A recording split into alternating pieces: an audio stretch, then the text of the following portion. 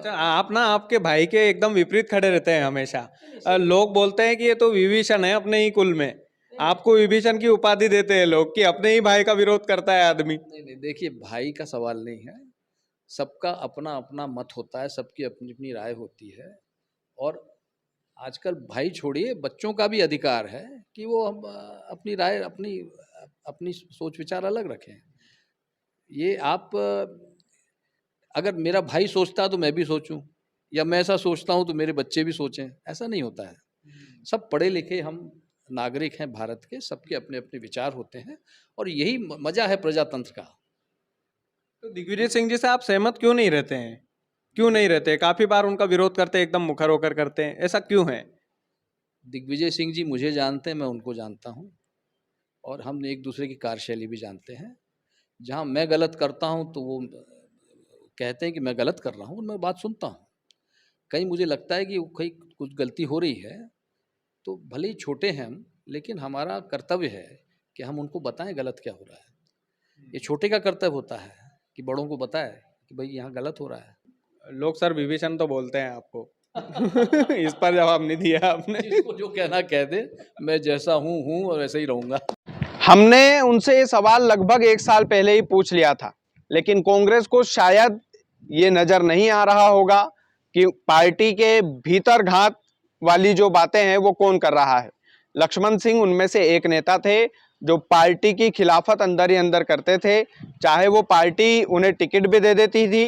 Ticket देने के बाद वो चाचौड़ा से हार भी गए, लेकिन जो लक्ष्मण सिंह है, दिग्विजय सिंह के भाई, उन पर किसी भी प्रकार का कोई एक्शन नहीं हुआ, क्योंकि परिवारवाद वाली जो कहानी है वो चल रही थी। लेकिन अब कांग्रेस को चोट पहुंची।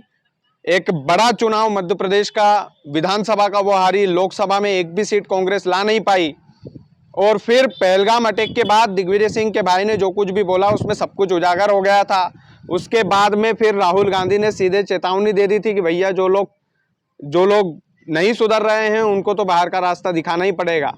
और फिर दिग्विजय सिंह के छोटे भाई लक्ष्मण सिंह को कांग्रेस पार्टी ने निष्कासित कर दिया, उन्हें बाहर का रास्ता दिखा दिया। लेकिन यही काम कांग्रेस चुनाव के पहले कर लेती कि अपने पार्टी के भीतर घाती नेताओं को चुन चुन करके वो बाहर का रास्ता दिखा देती, तो शायद कांग्रेस की जो हालत मध्य प्रदेश में आज है वो नहीं होती, बिल्कुल भी नहीं होती। आप सोचिए कि भारतीय जनता पार्टी जब से जीती है उसके बाद में कितने ही नेता है जो कांग्रेस छोड़ करके भाजपा में शामिल हो गए, जो कांग्रेस को संकट के समय में छोड़ गए। क्या कांग्रेस को उन नेताओं की पहचान नहीं थी, या फिर वाकई में जो कमलनाथ जी पर आरोप लगा है, सौदेबाजी का आरोप, वो आरोप सही था? चर्चा करने के लिए बहुत चर्चा हो सकती है इस मामले पर, लेकिन कांग्रेस को परख नहीं थी। कांग्रेस को ये परख पहले कर लेनी थी, और अभी भी वक्त है कि कांग्रेस समय रहते यदि अपने संगठन को भीतर से सुधार लेगी तो शायद मध्य प्रदेश में उनकी राजनीति और ज़्यादा बेहतर होगी। तो शायद मध्य प्रदेश में आने वाले समय में एक मजबूत विपक्ष के रूप में, सत्ता पक्ष के रूप में कांग्रेस को आप हम सब देख पाएंगे। लेकिन कांग्रेस अभी एक युवा चेहरे के हाथ में है, जीतू पटवारी जिसका नाम है। जीतू पटवारी, क्या वो एक्शन लेने में हिचकिचाएंगे नहीं? क्या कांग्रेस के ऐसे भीतरघातियों को, जिस तरीके से लक्ष्मण सिंह को बाहर का रास्ता दिखाया, क्या बड़े नेताओं के खिलाफ कांग्रेस एक्शन ले सकती है? क्या उनके खिलाफ जांच बिठा सकती है?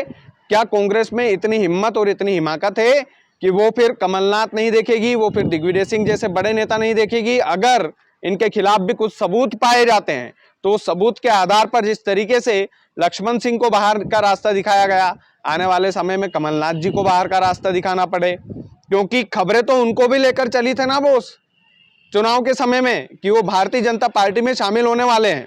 सज्जन सिंह वर्मा, जिन्होंने ट्विटर पर संकेत दे दिया था कि वो भी उनके साथ जा रहे हैं, तो क्या जीतू पटवारी इन बड़े नेताओं को अच्छे से समझा पाएंगे?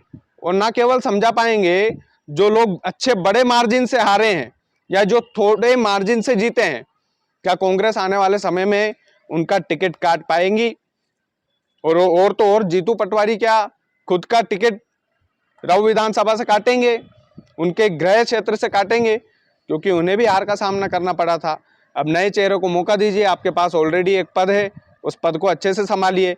लेकिन ये कठोर निर्णय जो भारतीय जनता पार्टी लेती है कि भाई साहब मुख्यमंत्री मोहन यादव को बना दिया, शिवराज सिंह चौहान जैसे कद्दावर नेता को हटाकर, तो क्या इस तरीके के कठोर निर्णय कांग्रेस का संगठन ले सकता है? सबसे बड़ी चर्चा ये है, सबसे बड़ी बात यह है कि क्या कांग्रेस का संगठन इतनी हिम्मत कर सकता है कि अपने संगठन को मजबूत करने के लिए वो नए चेहरे लेकर आए, बाजार में युवाओं को लेकर आए, जो युवा पार्टी के लिए अच्छा काम कर रहे हैं उनको विधानसभा का टिकट दे, विधानसभा के मैदान में उतारे। होगा क्या? होगा यही कि एक चुनाव और हार जाएंगे। लेकिन ये जो परंपरावादी परिवारवाद वाला जो ठप्पा कांग्रेस पर लगा है, कम से कम वो तो मिटेगा। और क्या कांग्रेस उसे मिटाने में सक्षम होगी, ये देखने लायक बात होगी।